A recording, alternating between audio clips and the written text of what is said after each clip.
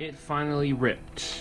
So here is my Garmin Vivosport watch, which I only had barely a year, and it already ripped. I've showed you in the update video. If you've seen it, if you haven't seen it, I'll link it here.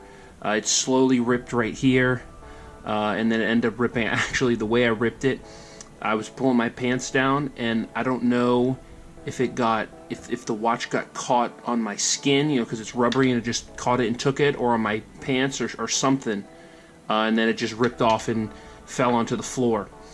But if you're new to this channel, my name is Wes and welcome to Backpacking Central. We're all about hiking, survival, and preparedness. So this watch I bought in March of 2020. I did an update earlier this year in January about it having that slight little rip. It ripped a couple months later. It ripped in April. And I got it in March of last year, so it literally barely lasted a year. I actually, if you can see here, oh, you can't see the marks. I actually do have a new one that I will be reviewing here next shortly. I've had it for a couple months now, so I have something to replace it. No, it's not this. And I've also checked and looked at these, and they've actually gone up in price since my last update video, my 9 months video, to $85. They were $75. I bought this for $50 in March. They were $75 in January, and now they're $85.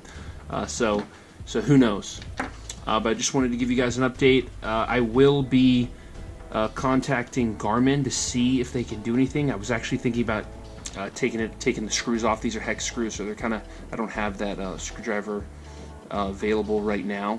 I was actually going to try to take it apart to see if I could fashion or figure out some sort of other band that you can put on it, but I'll contact Garmin first, see if they can do anything, because I don't think a watch should only last a year and it rips off. So I'll let you know in my next video what my new watch is, and I'll kind of talk about that watch, and I'll give you another update later on this and or maybe not.